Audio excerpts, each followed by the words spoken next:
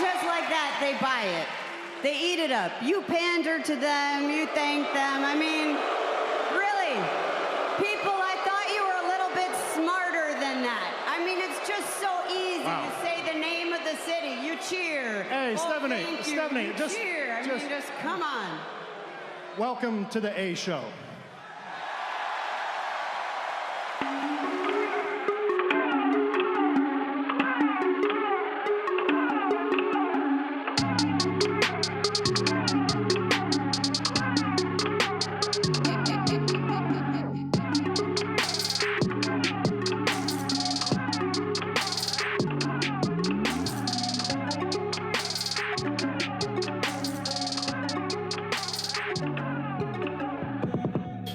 Hello and welcome back to the A Show with the Kings of Pro Wrestling Podcasts. I am Justin, here with Meelz. This is episode 99 of the A Show. Wow, I'm nervous. I know, right? Isn't it? I'm not nervous, but yes, it is a monumental episode. It's possibly one of the most monumental episode yet for maybe about a week. And then it will be the most monumental penultimate episode. This might be the series finale, quite honestly. What if we just ended on 99? We went to A Show on Fox. A Show on Fox? Oh my God. Hey, wait a minute. I just realized we don't know what we're gonna do. Meh. I mean, so here's the thing. We're 3 weeks away from that. Like, fuck 100 right now. Our show is going to drastically change in 3 weeks. Here's the thing. I think we're all going to have to make compromises and sacrifices. At some point, something is not going to make the show just based on how the show is run. So either everything is going to make the show or something is not going to make the show. But there is no way. There's no possible way, given WWE's schedule. And WWE has started to change their schedule as well. And we'll talk about it in No Holds Barred because of these Friday Smackdowns and because of the NXT on Wednesdays and because of a whole bunch of other things. At some point, you might hear the call up before you hear the A Show in the week. We don't know. We don't know. Well, so I feel like the call up could still run either. The call up could still run, but like where do we stand? Thursdays, right? Do we put one out on? Do we put episodes out on Sunday? Do we put episodes out on Wednesday? How do we sort of do this entire thing? We're still not Monday? Sure. I don't want to do Monday. Monday is too. I can't do Sunday night. Like Sunday night is. And I'm already like. Euphoria comes back. Yeah, that's true. So Sunday night is not a. It's don't get me wrong. It's ideal because it's Sunday night. Everyone's fucking home. Yeah. Also, we got to stop cussing. Sorry. I'm just post episode 100, the cussing will. Actually, this is the mandate here. After episode 100, we're not cussing on the show ever again. So if you're ever a guest on the show, just know there's a no cussing policy. We might have to actually start bleeping people and picking time because, trying to look good for for Fox. You know what I'm saying? Fox is not having it. They're already having that cussing stuff. They're already messing up our schedule. Okay, so wait a minute. Okay, ideally, Meelz. Okay, we have to kind of cover the first Smackdown because that week of the first, it's not airing. Of that week of the 30th, it's not airing at all on Tuesday. This is true. All right, so here's the thing. I don't know. We might have to skip a week. No, you won't be home on Friday. I won't want to do this on Friday. Oh my God! I'll do it by myself. Friday night. Oh my God! I mean, yeah, sure. You know what? Whatever. Let's play by ear. Like Friday. We could at least run through it on Saturday. But here's the thing. So yours Saturday morning. What you got me doing out here, man? That's what you just said. Hold on, people. You just heard Meelz say sacrifice 1 minute ago. Saturday morning? Sacrifice my Saturday mornings? You don't even watch cartoons. Yeah, but I like to, sleep in and stuff. And Saturday morning for you is different Saturday morning for me. I don't get to sleep Saturday morning for you is crack of dawn for my Saturday morning. And your Saturday morning is like beginning of the afternoon, I might head to the gym. I might be working on a playlist or something. I might be, having a nice little brunch or something. We're working it out. We're working out. The people, let us know what you think, at least, what maybe we should do. If you have any bright ideas, feel free to send it our way. Here's my bright idea. We run the show on either Monday or Tuesday, and we go from Smackdown to Raws. First of all, that's the idea I said a while ago. I know you didn't. Yes, I did. Oh my God, yes, I did. Did I say no? I said let's cover from let's cover. We might have to cover Friday to Monday, and then we record on Tuesday and drop it on Wednesday. That's what I said from the beginning. Oh, then that's it, right? I don't know anymore. Let us know what you think. Oh God! All right, let's move on to No Holds Bar. Of course, next week is A Show 100. It will be quite a lengthy show. I think it's safe to say we've got really special guests. And we spoke last week. Meelz and I spoke off air last week, and when I said I don't really want this to be all about trying to get the biggest fireworks, biggest guests. Let's get people that love the show, that love us, that are our friends. That are our compadres, and that's not to say that like not everyone is our compadre. You're all our friends, even the people that hate me and love Meelz. I want to just have a conversation with Meelz. You and I just talk, and we bring up the most, the craziest moments of the show that you guys have been talking about. Bring up some of the craziest hot takes that Meelz has been saving, and we just really talk about it. So I think really that's a show where you kind of like the fans kind of ask us whatever they want to ask. This is true. It'll be a true, fantastic 100th episode that I can't wait to do. This is crazy. I'm also recording this as I'm watching War of the Worlds, and a big move just went down, guys. Head to the secret War of the World podcast that I may actually be eventually doing. Yeah. Do that. I've been asking you to do that for fucking years. So one of my friends is begging me to do a challenge podcast with them. So it may end up actually happening sooner than you think. But is that what I peeped a couple days ago? You may have peeped it. It may be a thing. But you know what? This is about the A Show. Even though okay. Because how are you gonna actually? It'll work because we won't be on the schedule anymore. Just life, Oh, of course it'll work. Yes, we'll definitely be changing our schedule, and I'll just have free Wednesdays to just not, watch this 90 minutes of television. Woo! I know, yes, big woos. Speaking of woos, your boy went to Monday Night Raw at Madison Square Garden. Yeah, you did. You didn't even tell me that your seats were going to be so good, huh? I didn't tell you. What do you mean? The seats are whatever. Let me tap your pockets real quick. First of all, this has come from the guy who was friggin' in LA and also ringside and also went backstage. Don't tell me my seats are good. Let me tap your damn pocket. What happened over there?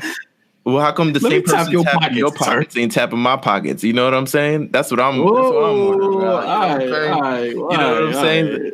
I bought tickets, being Carlos. It was fantastic. It was a fantastic show. I saw Stone Cold Steve Austin live. I think I can die after that because just seeing them live is so monumental to me. And you cut a pretty good promo, I thought. It was a pretty good show. I mean, for the first 2 hours, it was pretty good. After that, I kind of wanted to leave. Like very, very. I'll say this: the crowd was hot. Lots of your chants. Very polarizing reaction to that from my friends. But lots of your chants. Lots of big pop for Stone Cold. Easily the biggest pop of the night. A weird but polarizing reaction for one Baron Corbin. I think the people are, because he's not in the place that kind of where he's the ire of everyone's things, that he's not in the Universal Championship scene, people are pretty much warming up to Baron Corbin. And it's very, very weird to see. But I can remember a time when people absolutely hated Baron Corbin, and now they see people come around. Yeah. People are fake. Okay, they couldn't stand this dude around this time last year, and the writing hasn't gotten the writing of certain characters have gotten better, but like his position hasn't really changed that much, other than he's not in the main event pretty anymore. much. So pretty much, y'all fake. Y'all are fake. Yes, everyone is fake. Is this MSG getting exposed again? Is what you say? Oh yeah, MS.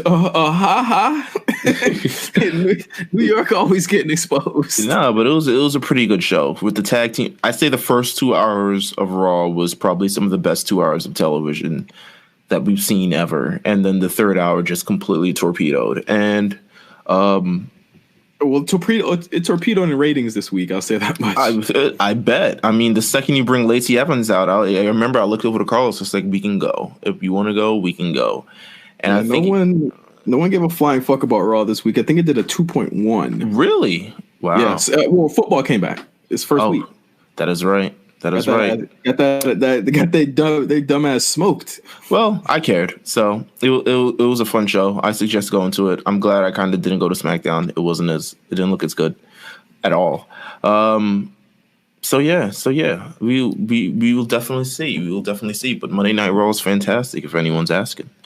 Let's properly get into No Holds Barred now. Sure. Kurt Angle. Let's go through this quickly because we got a long set of predictions and things like that. But yes, Kurt Angle. Kurt Angle is now a full-time producer in the WWE, so congratulations to your boy. Is that true? It's apparently confirmed. Oh, I mean, why not, right? Like, he'd seem like a great idea to be a producer. I don't know what. I feel like he would be much better utilized in NXT, but I feel like maybe Shawn Michaels would feel like someone stepping on his toes a little bit. Yeah. I think Kurt did he did a match already. I think he produced a match already. Probably one of them Gable matches. I think it was the Gable match. I'll check it out later. But yeah, he is a producer on WWE television right now. I mean, I can't think of too many bad things to say about that. I mean, great idea. Great. The more former guys that we have in the back producing these matches, the better. They'll teach the guys like Ricochet, who can do amazing, spectacular physical things, right, to the storyline aspect. And I think that's something that Kurt Angle has always mastered as far as his matches. Like, he was not only a great physical specimen and technical specimen, he was great at storytelling and facials as well. Yeah, and he's worked with a lot of young talent before. I feel like his entire TNA run was him working with younger talent who may not have been exposed on the big stage and kind of helping that out. I feel like a lot of things in WWE in terms of who he worked with there. So this is a good look. I mean, there's nothing bad to say about Kurt Angle producing your match. It's freaking Kurt Angle. Yeah.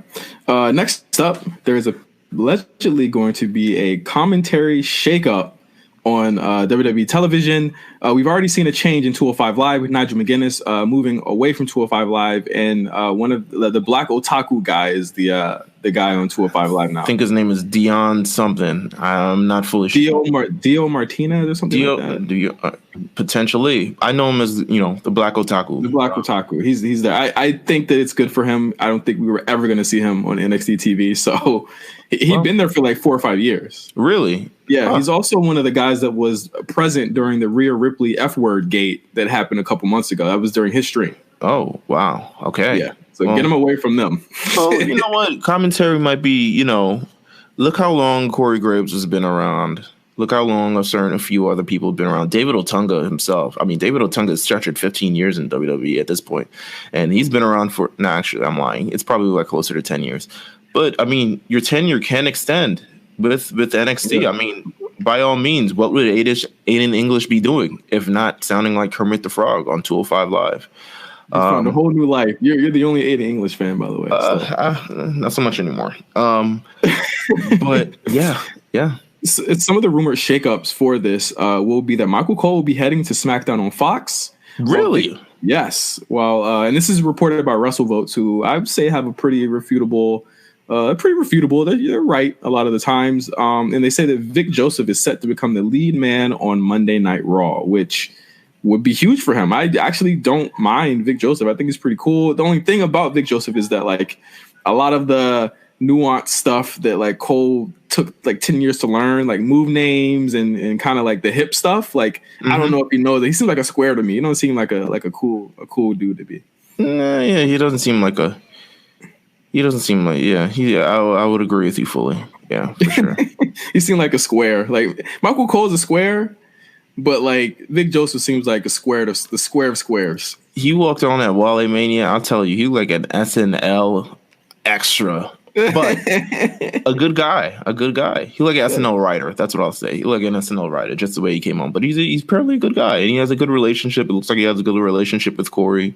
Hopefully, he can steer that boat of Corey and gosh, who else would it be? Is Renee still on Raw? And that's what I was going to bring up. I think that I don't know if Renee will be on either show at all. And that's the scary part about it, is that like I feel as though they for sure need to have a woman presence on one of these shows at least, right? Yeah, I agree. No, I agree 100%. I've heard rumors that they're going back to the 2-person format. I don't know how I feel about that. I've kind of grown accustomed to 3-person booth. Yeah.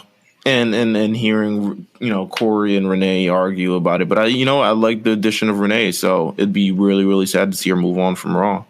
But, we let's go. Yes, it's going to be a cool change. We're going to be seeing a lot of change, not only with the A show after A show 100, but also just, period in WWE. And I think that it's always a good thing. Change is always a good thing. I agree. This is less of a no holds barred and more of a question. This week on Raw, Bray Wyatt as the Fiend showed up, and he had another Firefly Funhouse segment which Carlos loved, by the way. Tremendous segment. We legitimately stayed for that segment. I was like, man, in my head, I'm like, yo, you can see this on YouTube, but whatever. Seeing it live, it's different seeing it live. Yeah, seeing it live on the TV. Yeah. Because what's really cool is that WWE does the cutout where they show the crowd watching it.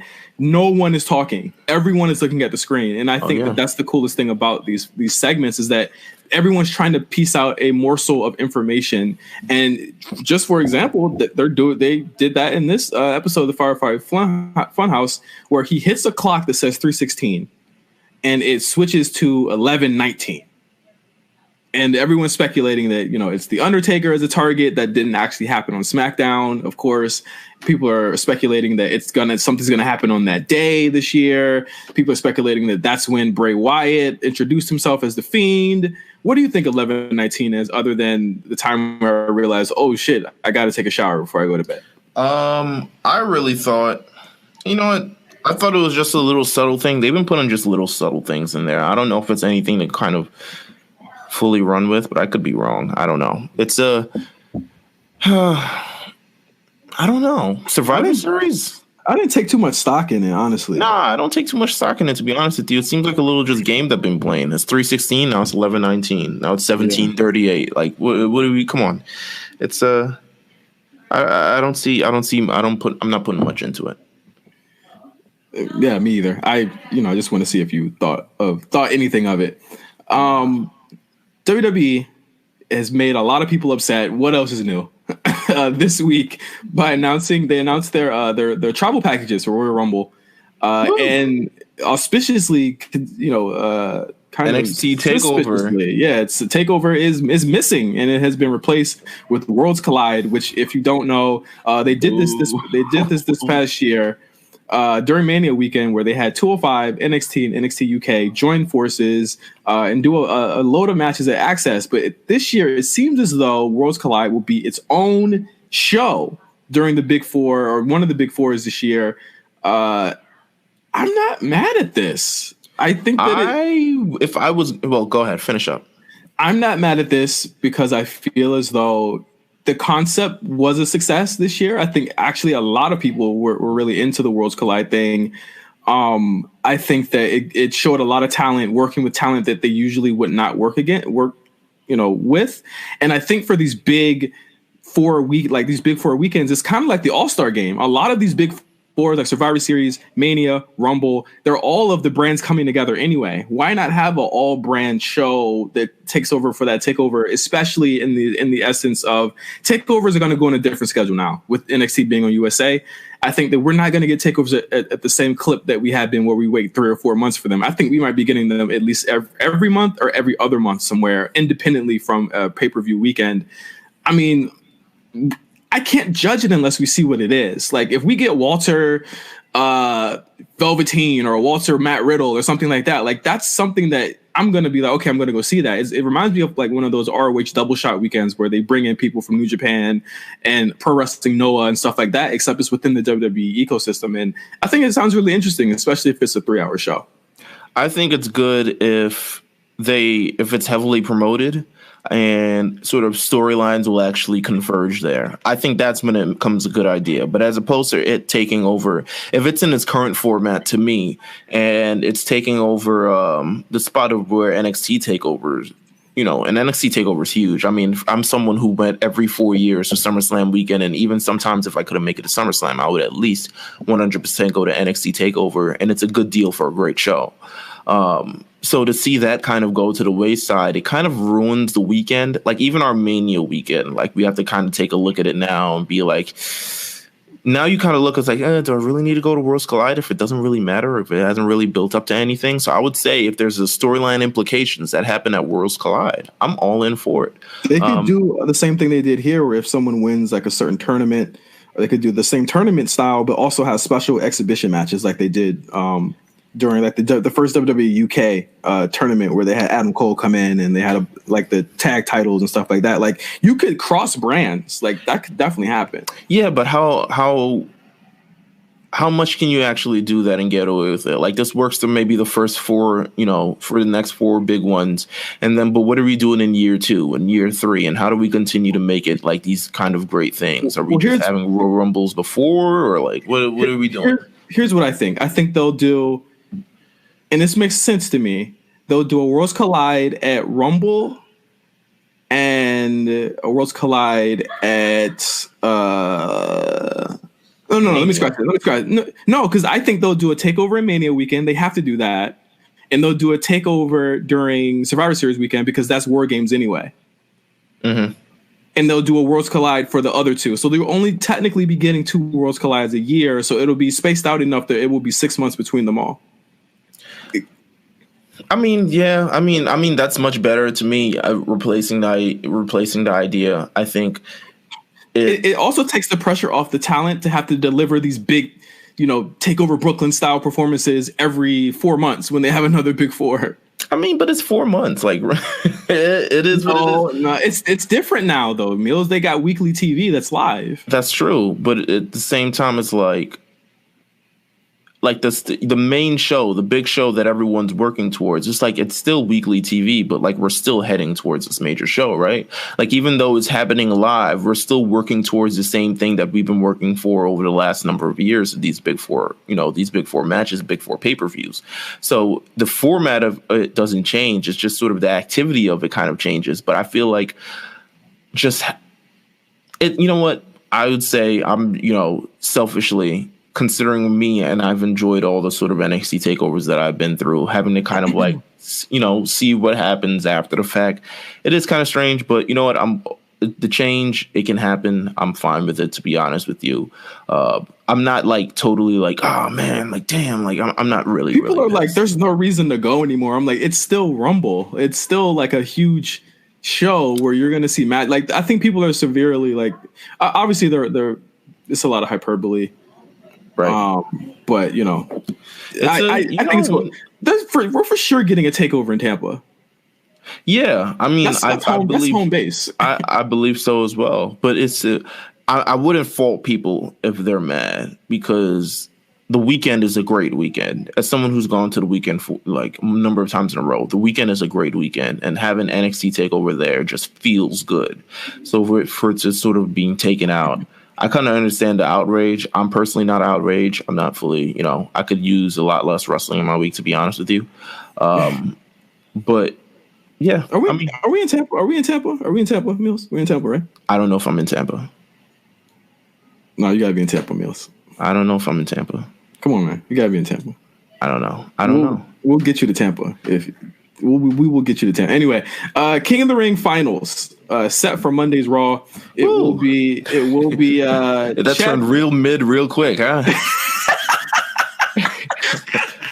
That got real big. Listen, can you let's track the excitement level from the moment this was announced. Remember those matches every week? 2 of them. We got matches, 2 of them.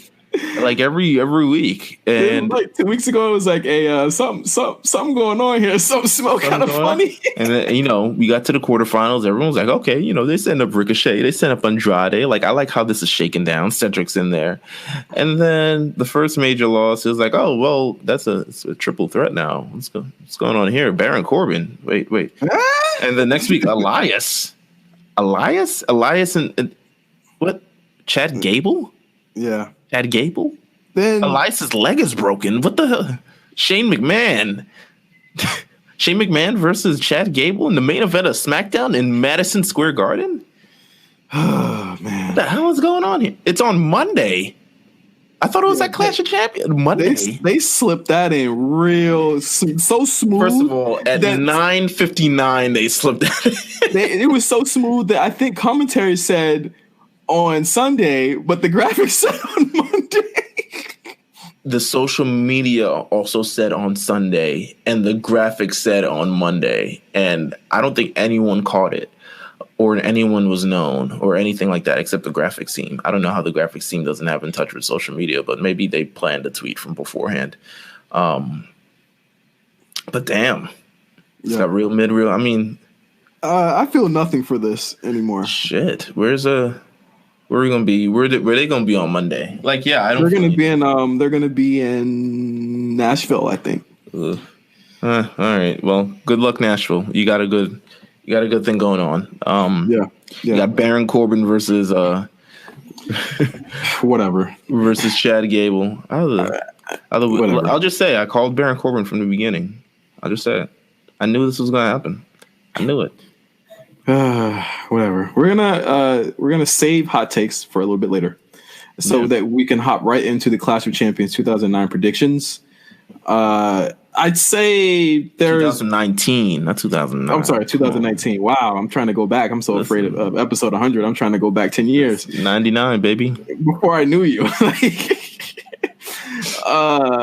This show, I'd say it's a fair build. Obviously, the hottest match.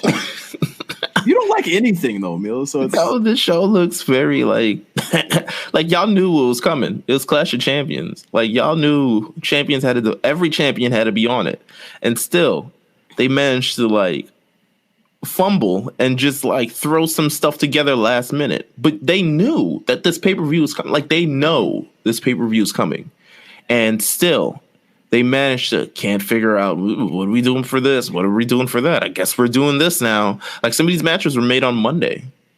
Some of these matches were made on Tuesday. Like, we knew what was going to happen. Some of them we haven't seen. New Day we haven't seen because they got beat up by Randy Orton. And Revival's on Raw. they got your money. They didn't even need to send. They got your money. Right. I was going to say, fairly built show. I think the hottest match on here are the women's championship matches. I actually think those two need to like be in main event slots. Honestly, Sasha and Becky definitely needs the main event this show. I think it's the hottest story in the company right now. I agree. And that's why I have it very last, because there's a lot of implications for that, depending on where they lead to in November, as early as November. Let's start off with a match I think is going to be on the pre-show. In fact, I'm quite sure it's going to be on the pre-show because that's what this got big pre-show energy written all over it, man. Yes. Drew Gulak versus Humberto Carrillo versus Lince Dorado for the WWE Cruiserweight title. This match is mad funny because it's like Drew versus the Foreigners. It's like literally... Hey, what are you gonna do? Listen, I don't know what Lince Dorado's been doing. Did they split up the Lucha House Party yet? Kinda, yeah, they did. Okay, because is that what Grand Metalik was doing this thing on Monday night? Solo. Yes. No, I'm big and the Kalisto's high. nowhere to be found. The Kalisto's nowhere to be found. But listen, no surprise there. Humberto Carrillo, he's good. I mean, I like him. I don't know if I'm in love with him. I feel like, we need to continue to build that. He's someone who as good as he is athletically, it's still the personality that has to sort of get across. But he's a fine contender for this championship. I think in the fine call up from NXT, I think that was one of the better call ups. Lince Dorado, I think he's coming to his own from just the clips that I've seen. But they had a crazy tag team match on Tuesday. It was really, really good. But none of them are just overtaking. I don't see anyone unless they're doing a big Lince Dorado program and maybe a Lucha House Party type of deal. Well, the story is that they were trying to teach Humberto how to be like live up to them or something. It's like a teacher student angle with them with Dorado and Gulak here against Carrillo. So I could see him being like an upset win, but just because I'm biased, I want Drew to hold this title, but I also think Drew needs to go to SmackDown proper and be on there and really like shut it down, or either SmackDown or Raw. Like I think Drew, again, he's one of my favorite acts on the roster. I think he's severely like he's done everything he can do. Him and Tony Nese have done everything they can do on 205 Live. I think that they should be the next two call ups as Swerve. And the rest of the guys, Kushida, whoever is going to come to 205 Live. Those are the next generation of that show. Honestly, I think we can kind of do away with 205 Live, to be honest with you. Especially with all with all the shifts are coming, with all the extra hour of NXT, that's the extra hour of guys. Like, to be honest with you, we could 100% just absorb 205 Live and what it is. We don't even know when that's taping. Like, when is that going on? Like, is it still before SmackDown? Does it show up on Saturdays now? Like, what are we doing with that show? Could this be the last pay-per-view we see 205 Live on? Potentially, right? Potentially. You never know. You never know. 205 Live is very, very different. So I got Drew retaining here, at least for one more month. Yeah, I got Drew retaining. It's not I don't see anything kind of changing it. Yeah. Next up, AJ Styles versus Cedric Alexander. This match was, as Meelz said earlier, it was made on Tuesday morning. Cedric did pin AJ on Raw. I think we all saw that this coming after that pin. They've also been having a lot of problems for the past 2 weeks, so it's pretty easy to see that this was coming up next. I think this is going to be really good. We got a taste of this match on Raw. I'm glad they didn't give it away because, like, my big issue with the Ricochet AJ program is that they gave that match away on TV so much that when we saw it on pay-per-views, it was kind of missing that gear because we'd seen that gear already. I think this match has potential because Cedric is, to me, he's hitting his stride right now. I think that they are putting a lot behind him, and he's absolutely showing up in the same way that Ali did on SmackDown at the top of the year. And it should be great. I think AJ is going to retain, but this should be a really good match. You know, I think Cedric Alexander, he just has something that has him connect with the crowd, and the people just want to get behind him. We've seen it from the Cruiserweight Classic tournament where people were pretty much signing like, yo, please sign Cedric. And we're seeing it on Monday nights. I mean, for some reason, he's been in the ring against these people. He's been in the ring against the Drew McIntyres and the Baron Corbins and things. And people definitely do want to see him win. And currently, AJ Styles, I mean, he's proven to me right now, he's 10 times the heel as he was the face, to be honest. Yeah. He's excelling in his position right now. And I think having AJ Styles and the OC just in his corner and having Cedric Alexander do his own thing, I mean, you have an opportunity to sort of pull out, like, can he beat the odds? And can he win the United States Championship? And honestly, I don't think it would be a bad idea for him to win the United States Championship. But do I think he's going to win it on Sunday at Clash of Champions? I think AJ Styles goes home with the United States Championship. That's what I think. I think this is a great match. I don't know if it leads anywhere in particular. It looks like it's just something to hold over for this pay-per-view. I'm going AJ Styles. I also don't want it to be like AJ is the guy that all of the like, I feel as though the booking is like, you know, Ricochet is that guy who was like, he had to go against AJ to get him back up to the upper mid-tier. And it's like Cedric is going to be against AJ until he gets to the upper mid-tier. Because it's clear they're positioning Seth, Ricochet, Braun, and Cedric as those guys on the show, which is, if you would have told me that I would be saying those names, you know, a year ago, 2 years ago, I'd have been like, what the fuck? But I mean, that is essentially what's happening here. I think that this is going to be good for Cedric. If he is going to win the title, it's not going to be, I would say, honestly, it'd probably be on TV or it's going to be a Hell in a Cell. So I can't see it now. I can't see it now, but, you know, I hope more things continue to roll for Cedric Alexander. I don't know how much, considering we have this potential draft coming up that hasn't been announced, and we have, Hell in a Cell coming up and all these other things. Not sure how much, but, Cedric Alexander is a good talent. I hope he just doesn't get lost in the shuffle. No, he should be good. He's like the third or fourth face on the show. Like he closed Raw. So I'm pretty confident that he'll be okay. I think Paul Heyman has his eye on Cedric Alexander. Oh, absolutely. I agree with you there. Next up, Alexa Bliss and Nikki Cross versus Fire and Desire of what a Mandy name, Rose. Huh? Yeah, I feel like that name should be trademarked, but I don't know. You can't. You cannot trademark that. All right. Of course, Fire and Desire is Sonya Deville and Mandy Rose, who seem to be getting, of course, the Total Divas push before the show starts. Is it the Total Divas push? I thought it was just like the random "we got nothing else to do" kind of push. Like, that's what I feel. I think that their pushes are going to be greatly more visible as the show airs, because obviously Sonya is on the show, at least for Sonya. Yeah, for sure. How do you feel like this match is gonna go? I mean, we've seen the match before already, so it's like nothing that'll surprise you, to be honest with you. 8 minutes. I don't see anyone beating these two. They beat everyone, so it's weird. If her Total Divas push for Sonya is her having the tag titles, then I mean, sure, fine, hold them. Like, whatever. I mean, I feel like Bliss and Cross will retain. I feel like they have a bigger challenge on their hands. I hope, I don't want to say I hope, but like, when is Nia Jax coming back? That's what I'm kind of looking at. I was like, when is the Nia Jax button that we can hit? Because Tamina's been cleared. Not that changes too much. Come on. But Bliss and Cross, the two smallest women in the division, versus Nia Jax and Tamina. Now that's a match. Now that's a women's tag team championship match. In terms of just a story and how you build that. But this Fire and Desire, I really do like Sonya and I like Mandy. I'm not against them.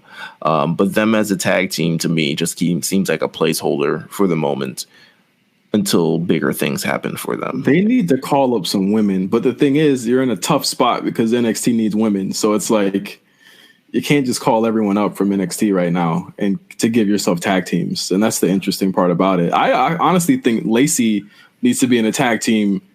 Honestly, yeah. So that I thought that would be the natural progression of this Natty Lacey feud, but it just seems as though they're going to just have really terrible matches together. I mean, I think they should. Just might as well. Lacey and Natalya. I can hate them both at the same time, and they don't take up any more time than because that match on Raw. Whew, boy, did the crowd ever listen? People just they heard Lacey and then they saw Natalya. They just got up and it was just like bathroom and or snacks. And some person walked past me. I was like, I don't blame you, bro. I really don't. Like, I don't want to see this match. Like, it's built into nowhere. Yeah, it was just like it was long. They gave it time too, which I didn't understand. Yeah, but Bliss versus Cross, Bliss and Cross. Just wrap it up. They'll retain. I know a lot of people were upset about this. I want to just get your thoughts before we move on. The Mandy Rose promo. I think I missed it. Where she called Nikki ugly. She did? That's just heel stuff. Come on. Nikki isn't ugly. Nikki isn't. That. Yeah. And also, what makes people think that she didn't know that was going to happen and she didn't sign off on that and was cool with it? Yeah, don't worry about it. Like, that's supposed to be Nikki. That's what hot girls are supposed to do, Mm-hmm. Remember when Mandy beat the crap out of Naomi in the hotel room with the towel on? Remember that whole program? That program was that could have been so much bigger. Huh. That program was fire. It was fire, but yeah, they very much dropped the ball on that one. And, it is what it is at this point. Next up, Roman Reigns versus Eric Rowan. I was about to put regular ass match, but it's actually a no DQ match. They turned it up. Okay. Roman got a lot of work to do, and I'm glad that they put this as a no DQ match because I feel as though that's the only way that this match will be watchable to me. Mm-hmm. I don't feel the fire here because I think we all wanted it to be Bryan and it wasn't. Bryan, suspiciously not on this pay-per-view as well. Suspiciously what not if Eric on Rowan. What if Eric Rowan is like smoke, like not the actual person? Because they still haven't revealed who pushed down the other side of stuff yet. Like, what if it's eventually Daniel Bryan and this is just a placeholder because they're trying to get to Hell in a Cell and have that Hell in a Cell match? Well, do you want to talk about Hell in a Cell now or after we do the predictions? No, let's talk about it now. I don't think Roman's going to have a Hell in a Cell match. I think the big Hell in a Cell matches for this year is obviously going to be KO and Shane. KO and Shane. KO and Shane. What about Kofi and Randy? Well, shit. Well, and then you have the Fiend. Okay, obviously Fiend Seth is good. Oh, well, that gave away my prediction. Fiend Seth, I think, it's Hell in a Cell. Sasha, Becky, Hell in a Cell. For sure, they're gonna go back to that this year. I don't know. I think there's enough there for Hell in a Cell. Okay, let's talk about it after because a lot of this is dependent on our predictions for tonight. Sure, 100%. I think Roman's winning. I think Roman's winning. You don't want to get Rowan over? Eric Rowan over? Hey, that motherfucker. I almost said something way worse than just that. Roman Reigns needs to win this match, and this thing needs to end or turn in a different direction. Get it over with. I think Roman wins. I think if there is a twist, as you said, Meelz, it will be revealed after this match. Yeah, 100%. Next up, Shinsuke Nakamura versus The Miz for the WWE Intercontinental Championship. This is really a you versus me kind of thing, isn't it? Is it? Well, here's what I'm hoping. I'm gonna tell you what I'm hoping. Okay. Let me hear what you got to say. Let me roll this cap real quick. Ding, ding, ding. 10 seconds. Rah, rah, rah. They're doing a whole bunch of stuff. 15 seconds. Nakamura has his hand raised. Oh, wow. Get out of here. 7 stars. 7 stars. 7 stars. You know what I want. You know what I'm looking for. That's BS. You know what matches get me hot. Listen, The Miz, this is the 40th anniversary of the Intercontinental Championship. The Miz, obviously, one of the greatest Intercontinental champions of all time. All right. They don't, they got Chris Jericho out there drinking bubblies and losing belts and stuff like that. They don't really want to have that person as their current record holder of most Intercontinental championships. They want The Miz to do it. The Miz in this match, let me promise you something. The Miz is taking home this Intercontinental Championship. I don't care if he's not on that show. They just moved the belt. I don't know what they do at this point. It's kind of whatever at this point. But they're just going to move the belt. But I don't care what The Miz. The Miz is taking home the Intercontinental Championship. With all odds against him, with your odds, with the odds that doesn't make any sense because he's on a different show than the actual Intercontinental Championship. With everything, he's taking it home. Nakamura in 11 minutes. Moving on. Really good match. Really good match. That match against Andrade was like, okay, Andrade makes everyone look good. What are y'all doing? Oh, please. I mean, yes, he had Miz flipping around a little bit more, but You're a mark. First of all, I'm a Miz fan, such as you're in Nakamura and Ricochet and Finn Balor, Mark. So let me have mine and you got yours. All right? Turn up. Cool. You got it. The New Day versus the Revival for the WWE SmackDown Tag Team titles. I think I do agree though, Meelz. Like a lot of these matches are so inconsequential. Like they haven't even built this match at all in the last 2 weeks. I think they sacrificed this match to put over the other match. So this match is just happening. I would be surprised if it didn't even happen. I think this got pre-show energy to me. Yeah, at this point, I mean, they do have Xavier's coming back from having his leg smashed in, and they can definitely work around that. And I think it'll be a fine match, a more than fine match. But this doesn't have the energy behind it. This isn't, I mean, I want to say this match needs the Usos, but it kind of does. But we've seen New Day versus Usos too many times. There's just a third party involved. We've seen Revival Usos too many times too, in just this year. Yeah, so it's like, I don't know. The New Day, Revival, who do I see taking it? New Day. This card isn't the greatest card, to be honest with you. I look forward to people surprising me because that's kind of really all that they always do. They've done it with every pay-per-view this year. they've surprised us and gave us good shows. What was the last one? What was the last show that we were like, and it ended up being pretty good? I don't remember. It was definitely one of those shows. It may have been that show after Mania or something like that. I don't know. It was what was it? It wasn't Extreme Rules, was it? No, it might have. It was Stomping Grounds. It was Stomping Grounds. Stomping Grounds, yeah, Stomping Grounds. We had no hope until they brought it out. But yeah, I mean, meh. And a set of matches that will be probably the storyline for the whole match or for the whole night. I think this match is actually going on first. Seth Rollins and Braun Strowman are running the gauntlet here. They will be facing Robert Roode and Dolph Ziggler for the WWE Raw Tag Team titles. Hey, I mean, I think this will go on before the Universal Championship match. If it doesn't, that would be really weird and interesting to have someone who beat the other guy be the tag team partner for the guy later on in the night. That would be actually very, very interesting, and I'd be very surprised if they actually did that. Yeah. I'd be so surprised, but I would kind of be here for it, so I kind of hope that they do it now. But Seth Rollins and Braun Strowman versus Robert Roode and Dolph Ziggler.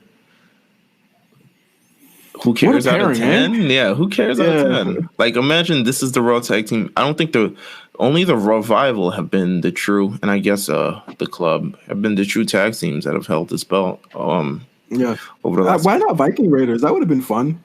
Yeah, right? Like, Seth Rollins and Braun Strowman, will they retain? I don't even care. Like, I don't care about this match. Like, They'll retain. I don't care. Yeah, I don't care about this match. I really don't. Like, nothing about this is gonna make me care about this match. I'm just gonna. I don't have a prediction. I don't care. I legitimately gotta have a prediction. You have to have a prediction. Legitimately, we left when Dolph Ziggler's music hit on Monday Night Raw. He was like, "Okay, we can leave." Like, that's how much I don't care about this match. If I had to pick one, I'm going to say, I don't know, Seth Rollins and Braun Strowman. Why not? Same here. We're getting to the interesting matches now, though. Yeah, next up, here we are. We have a Bayley versus Charlotte Flair for the SmackDown Women's title.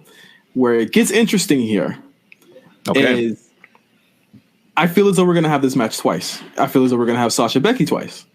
In the next month. Okay. Between this and Hell in a Cell. Sure. Okay. And I'm going to repeat this when we talk about the Becky and Sasha match. Charlotte wins here, whatever. She breaks the record, whatever. She already broke the record. She's just breaking her own record at this point. This makes Survivor Series very interesting if Bayley does win both of these matches, which I think was going to happen. Because then it would be Bayley Sasha, based on my prediction later at Survivor Series. Right, which I'm fine with. I think we want that to happen, which is why I think it probably won't happen. But I think so. First of all, let's talk about this Bayley. Is Bayley the heel and Charlotte the face in this match? Yes. Considering how everything sort of happened on Monday night with a high-profile tag team match, which was thankfully announced and thankfully I got to see in my eyes, it actually went really, really well and really, really long. Bayley was playing. I don't think she's still fully heel yet. No. That's why I think it would be interesting if they pull this match at Survivor Series. Because you've got a chance to either do a double turn where Bayley turns on Sasha and just like whatever, or the long con for Sasha was to get Bayley's help just for her to win the title, and then she turns on her before Survivor Series. That could be one. To be honest with you, Bayley versus Charlotte Flair. I think this match. We've seen it so many times. I think these two can have a great match in their sleep, and I think they deserve all the time in the world, especially considering what else is on this pay-per-view. I think Charlotte Flair, going into Charlotte as a face, I think it's fine. It's kind of wonky considering how we built her up over the last number of months. And even Bayley, in a sense, just even the last number of weeks have just been kind of crazy. But I think you can still get the people back on Bayley's side, considering she hasn't really turned on the people. That's why I think Bayley hasn't fully embraced the heel sort of thing yet, because usually that comes with turning on the people, especially the people who have supported Bayley for so long. Would you think that her losing the title would be more I'd say more kind of like reason for her to turn against the fans? I think losing, yeah, I would say it would give her a lot more reason. It would give her a lot more ammunition if they ever wanted to go full speed into this heel turn. I think Bayley, I think this will prove that sort of people over the problem with Bayley and sort of why she did the things she did is because she felt like she was being overlooked in the women's championship, the Smackdown women's championship, and her reign has been overlooked. So for her to kind of go in this match and kind of lose and kind of prove everyone right, or at least prove these people right, it would definitely give her ammunition in the rage. It's like, you people don't appreciate me, and this is what happened. Now I'm kind of gonna do what I gotta do at this point. But will they do that? It's kind of the real question. I don't know. I really don't.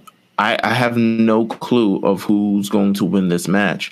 It seems yes, this match has the implications of like, okay, Survivor Series. What are we thinking of going to Survivor Series? We want Charlotte Flair versus Sasha Banks. Honestly, it could go either way. It could go any type of combination of these. Right. Of these do we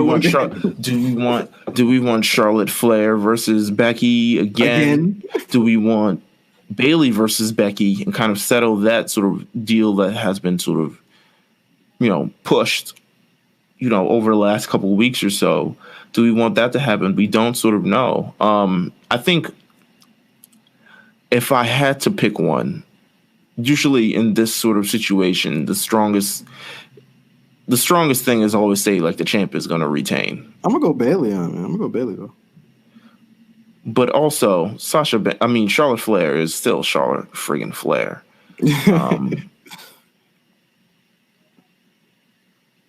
I'm gonna go in terms of.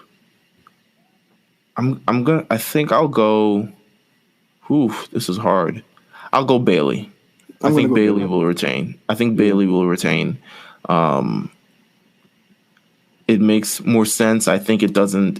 I think they're still going to try to figure out what to do with Charlotte Flair. I think Charlotte Flair is a big piece that they kind of don't want to. She could be a tweener. I mean, I'm thinking more like post-draft stuff. Like, I think she's still a big piece that they can determine what do they really want to do and what show needs the true ammunition. You know what I'm saying? Okay. So I think that gives them at least time. I mean, you have at least one more pay-per-view to kind of decide, like, okay, what are we doing with Charlotte Flair? Are we drafting her to SmackDown? Are we drafting her to Raw? Are we keeping her on SmackDown for Fox? Like, what are we kind of doing? I think the best bet is keep her on SmackDown. Sure. But I think Bayley's going to win this one. I think they're definitely going to go to. It's definitely going to go to Hell in a Cell, though. I think Bayley's going to win this one. I don't know if it'll go directly to Hell in a Cell. I feel like we might get another type of match, but yes, I think Bayley will retain. Well, it gets interesting if Hell in a Cell is after the draft. I think it's in 4 weeks after this. So we'll see. Well, I believe Hell in a Cell is not after the draft, but after the Fox premiere for sure. Yeah, it's after the Fox premiere, but before the draft. I think it's that last pay-per-view, or it's scheduled to be the last pay-per-view before the draft. I think the draft is that week, I want to say. Hell in a Cell, no, it's before the draft. Hell in a Cell is October 6th. I said the week of the draft. Yeah, the week, or... It's October 6th. Yeah. So it's going to be it's the pay-per-view after... It's the pay-per-view after the big Fox premiere and before the potential draft. Yes. Okay. Next up, Kofi Kingston versus Randy Orton for the WWE Heavyweight Championship. A lot of really good builds here. I'd say if there was another hot feud to me, I think this would probably be the second one. I think they disappointed a lot of people last month. So they really got to show up this month. I thought the match was going really well, too. I really did enjoy last month's match before that really weird finish. I think that like the one thing everyone's saying, like when you predict Kofi matches, is this going to be the one? And it's like Kofi's been kind of running through a lot of guys that's just kind of like, hell no, it's not going to be the one. Like Samoa Joe, hell no. Randy to me has always been a threat. He's always a threat for the title. Yeah, I agree. He's always someone that conceivably could have the title whenever he wanted to, in any month, any time, any period. He could be the champion. I can't see it happening yet. I don't see Kofi losing this title. I see him holding this well into like 2020. I could see that, and I think I posed that earlier in the year. But I think considering his reign and everything like that, I could continue to see him holding the belt, because it's, especially considering you're about to shake the rosters up anyway. Like at this point, the opponents don't matter. Like, we're not trying to fish for new opponents. It just doesn't matter. They could just come up with a whole new environment for Kofi to sort of thrive in. I think Kofi Kingston and this Randy Orton feud, I think this is another pit stop on the way to Hell in a Cell, and I think this this ends there.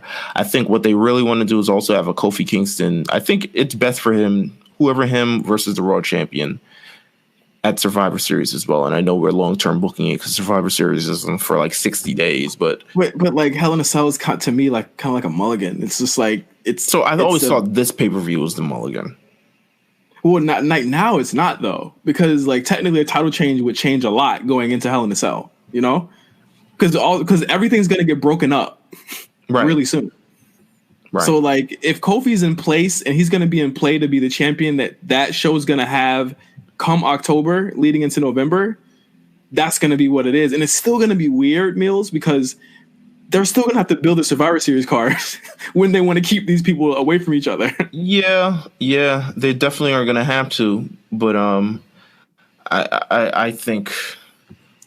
I don't know. Who else is left on SmackDown for like Kofi's going to need to like get a really viable contender on that show after Orton. Like after that draft, he's gonna have to get like someone very, very viable. Like, I mean, obviously, it's like, what do you guys want to do? Do you want to build Alistair up to be the next guy? Because I mean, conceivably, he's undefeated. That would be a great showcase for him and Kofi.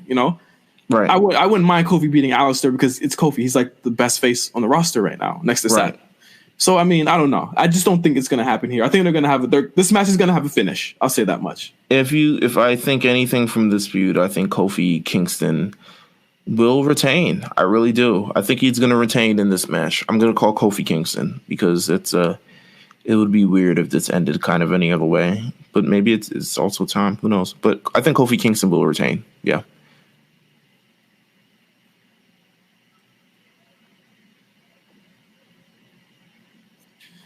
Next match, Owens versus Braun for the Universal Championship. We're kind of spoiled, or we kind of know. It's just like where would it make sense? What feud would make sense going into the Fiend thing? I don't think Braun and Fiend go right now. I don't think they mesh together right now. Two big Hoss, one Hoss character that just beats people in 5 seconds, and another Hoss character where it's like Braun is kind of established monster character. Like I don't think that meshes right now to me. Yeah, I don't think you want to put the Fiend in a position where he's going up and he could potentially be the underdog. You kind of want that looming evil of the Fiend to be sort of in place. So I've never thought in this match, never thought in my wildest dream Braun Strowman was going to win. It's always weird that they continue to make him a contender but have no plans on having him actually win the damn thing. But you know what? I actually thought he was probably going to win if it was that Roman Braun match last year instead of Brock Lesnar returning. But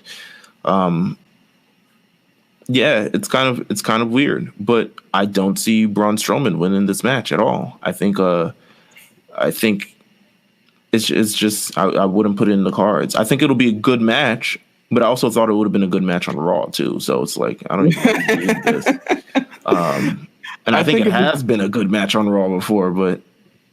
If this match closes, I see Fiend coming out and attacking the winner.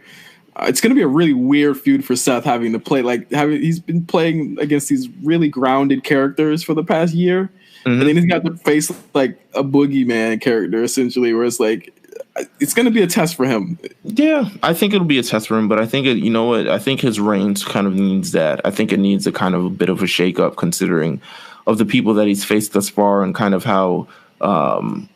Uneventful it is. It's time to give Seth Rollins an actual major threat. That's not Brock Lesnar. Yeah, Seth, you're gonna win this. You're a great champion, buddy. I like this run so far. Lastly, Becky Lynch versus Sasha Banks for the Raw Women's Championship. Should close the show. Will it? Should close the show. Don't know. I doubt it. I doubt it because of Fiend tactics. Yeah, I think I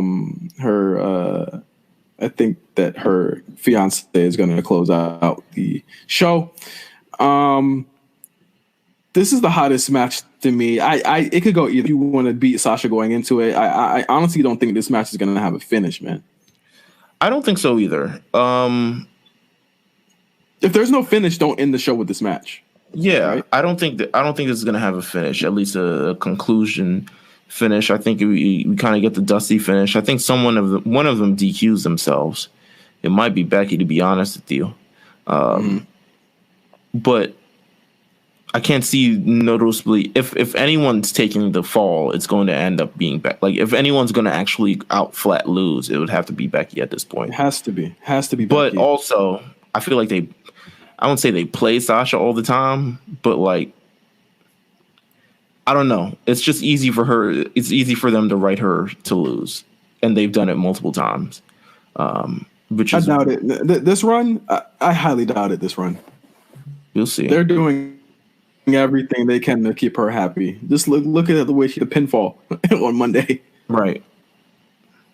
So let's get into these hot takes. These Clash of Champion hot takes. Let's get into the hot takes. Thank you guys for continuing to submit your hot takes every week. There are a number that was submitted this week, but we will only be doing sort of the Clash of Champions related ones, but we will make sure on episode 100 to get into plenty of hot takes. But as far as the ones this week, we got our first one from let's go with Slat Patterson. Okay. Slat Patterson says, Bayley isn't turning heel yet. Vince just realized Clash of Champions isn't Flair country. And that's kind of what we talked about, right? Like, I don't know. It seems like this Bayley heel thing, I don't know what their full plan is. I don't think we ever go into fully Bayley being heel. I think it's just kind of a shades of gray type of deal. Yeah, it's shades of gray. Again, I think this is dependent on where they want to go for a Survivor Series. I think that's essentially the end game for these women right now. Yeah, I think so too. It might be long-term booking to Bayley, Sasha, to be honest with you. So we have to look to that. But I don't think Bayley's completely healed yet. And if anything, this program would do much more for Bayley, considering everything they've been through, from them winning the tag team championships. And if this ends up with a feud between Bayley and Sasha Banks, I think it'll be a smart kind of idea to wrap up the year. So Slap Patterson, you're right. You're right. I think so. Clash of Champions is definitely in Flair country. Let's see. We have one from. Okay. I'm wondering if I should ask this one. It's not Clash of Champions related, but it is this week related. Go ahead. This one comes from name Charlotte's Mole, which I love. I love the mole. WWE would have benefited more from having two people of color like Andrade and Ali wrestling at MSG instead of Gable and Shane. First of all, it would have just made a better match in general. Yeah, I don't think color has anything to do with that. Yeah, I think it doesn't have it. No, don't get me wrong. Like I'm all for it. I loved seeing all these people of color at a wrestling show. Like I think at the MSG show, considering there's a few sort of factors into it. Considering it's in New York, big melting pot, and considering it also wasn't that like. It's not like we were getting a Knicks game. It wasn't like $400 a seat. It was real, cost effective, real, cheap, real affordable. And everyone was able to get in and have a great time. I love kind of seeing the crowd that was there. I would have loved to see Ali and I would have loved to see Andrade this week. But I mean, you got Andrade, not so Ali, but I think Ali was in the dark match, which is crazy actually. It just isn't the story they were trying to tell. Yeah, it was Ali. It was Ali versus Buddy Murphy in the dark match on SmackDown. I was like, whoa, okay. I didn't take that. I didn't even think of that, honestly. I'm not gonna lie. No, I didn't think of it either. I didn't think about it that way. But I do think that look beyond the MSG thing. Look at the amount of representation that's been happening. Period. I think you'll be a lot more happy than just them being at a arena that. And Meelz, I'm glad I'm not in front of you for saying this. It's not the main event anymore. It's the Barclays. So there you go. I mean, they turned up for MSG. I mean, I really don't care. The Barclays is closer to me. I prefer the Barclays Center, but they really turned up for MSG in a way they haven't the crowd done it. was hot. In a way they haven't done it for Barclays Center. His non-wrestling hot take was the Joker movie will be easily a better movie than Avengers Endgame. I feel like you agree. I haven't seen it. I think Endgame is probably one of the worst movies of the year, so it might be. I mean, the acting looks better. Oh, wow. Okay. Let's see. What? The acting doesn't look better? Yeah, it does. It does. No, it does. It does. I haven't seen the movie. This one comes from Baby Billy Freeman. It says, "Hey, righteous gemstones, baby." It says the Revival will beat New Day for the SmackDown titles. Hold on them until their contracts is up. Then go to AEW and along the loot with the Bucks, Lucha Bros, and LA to make the best tag team division in all of wrestling. I clearly didn't read the end of that, but I don't. That won't happen. Nah. Shout out to you. Yeah, shout out to you. I think that if they even had an inkling that they were leaving, they would be buried into the ground already. This is true. And his non-wrestling hot take is people with no job always complain the most. I was like, damn. All right. 100%. You're absolutely right. Look at my mentions. Oh my God. Let's see. This one comes from John Carlos Vasquez. He sent Vidius who needs to be on the show sooner than later. We haven't forgotten about you, my friend. He says the Who Done It arc is absolutely great. I love that he called it an arc. It developed character in Daniel Bryan, Buddy Murphy, Eric Rowan, Samoa Joe. It left you to theorize new angles, wonder who's lying, who's double lying, who was, where, when. People are hating because that first segment was executed poorly. With the 12 jump cuts in a span of 9 seconds and that one camera angle where Roman was looking like he was wasted in San Andreas. It was corny and poorly done, but every segment that followed has been good stuff. People are just too ready to hate things, perhaps rightfully so, given WWE's track record with things. People are also impatiently eager to see a Bryan Roman match. They're hella salty that we're getting Roman and Rowan instead. I know I am. Give it a chance. Roman had a fire last man standing match with the Big Show once. True. And Rowan has also had a 5-star match with The Rock. Kidding, of course. But just give the shit time and don't let a corny segment ruin an entire whole story arc. What do you think about that? Okay, first off, very eloquent. Very eloquent. It's very fantastic. Eloquent. That's probably the longest hot take we've had. I can't find many things to disagree with there. I think that, of course, a whodunit angle that does have many characters and kind of exemplify why these characters are who they are. It made Samoa Joe more of a human before he went back to being a cartoon the next week.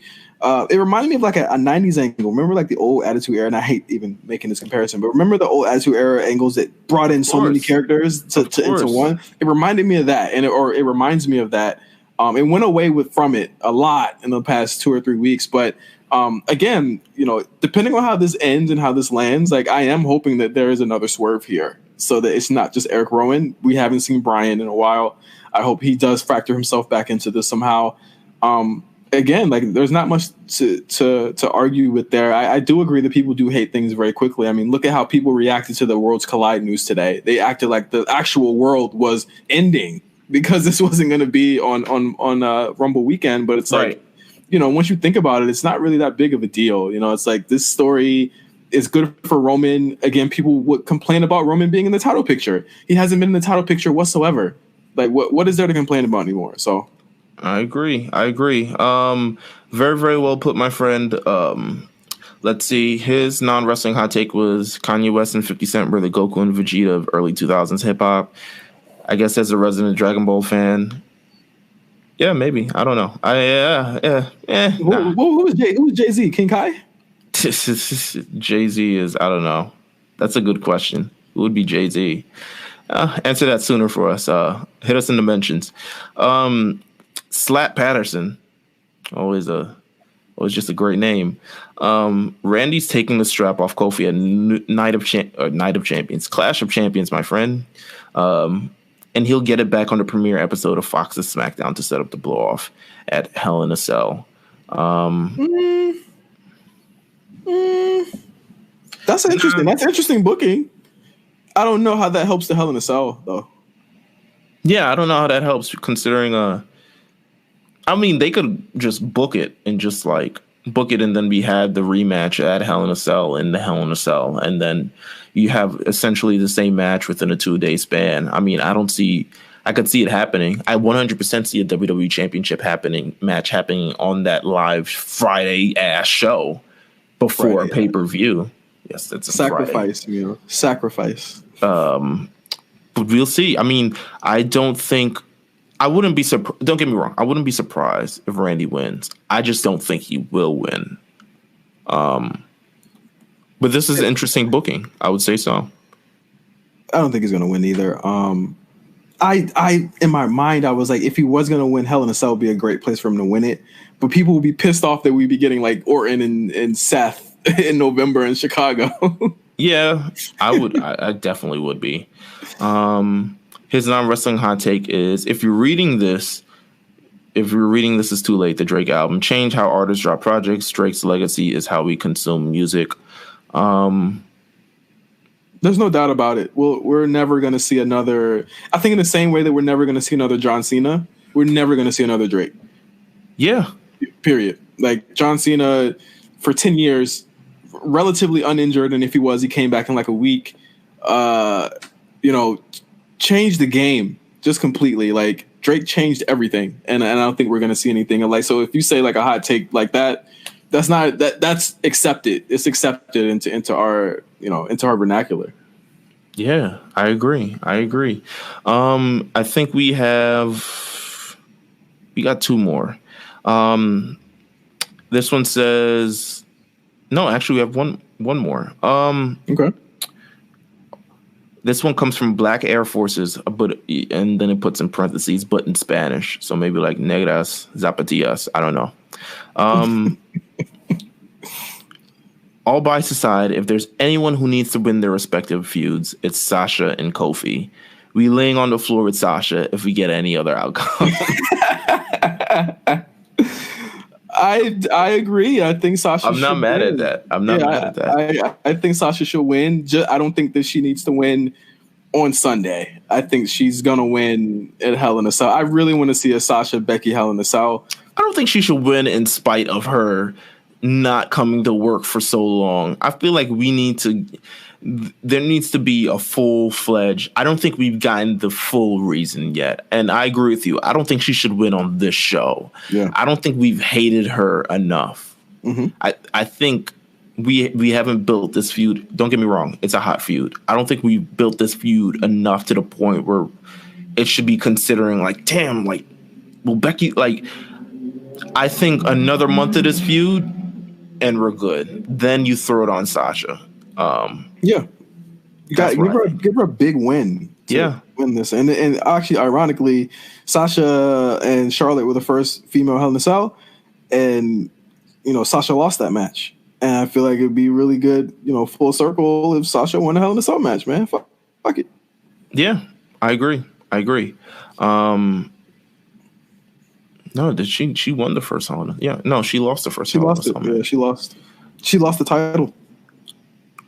I mean, hey, that's all we got in terms of hot takes. We actually got way more hot takes this week, but they aren't Clash of Champions related, so we're gonna save them for A Show 100. Hey, A Show 100. Yeah. Next week.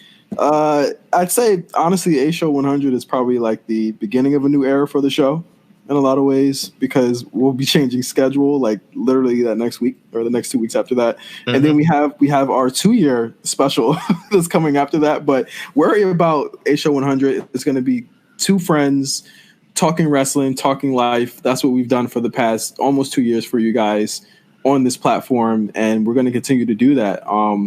Not much more I can say about the show other than that. We're going to have some really cool guests. We're going to have some people that have never been on the show before. We're going to have some people that have been instrumental in us having the show and just kind of giving us that inspiration. And we're going to have people that are like the next generation of what we're doing here.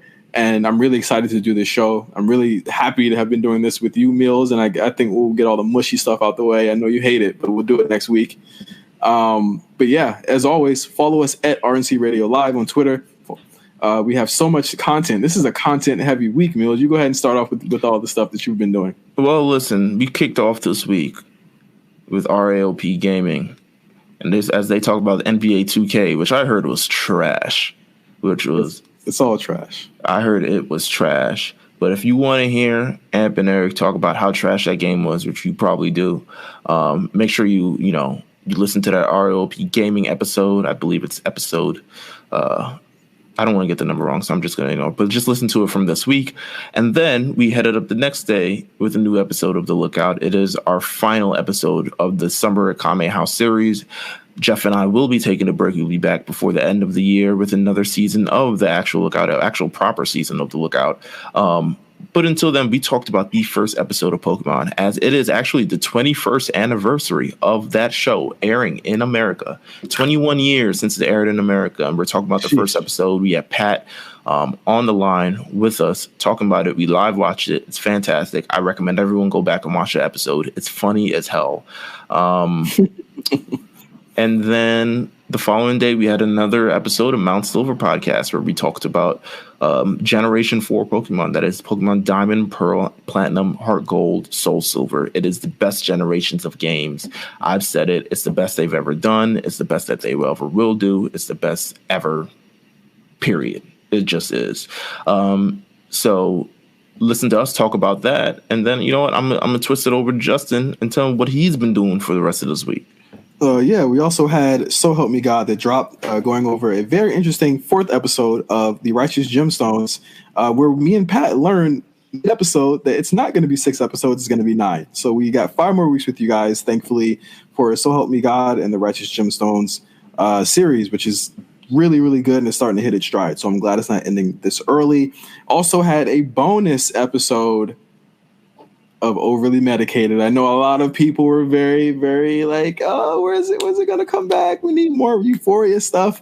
Me and Mark talk about a lot of the theories and a lot of the content and news that has come out of or on the show since the show ended its first season last month. We also give our controversial opinions on the Euphoria character tier list, which to me, I was listening to it today and I haven't listened to it since we recorded it. It's like some of the best, funniest like stuff that we've ever done. It's absolutely hilarious. I implore you guys to go and listen to that.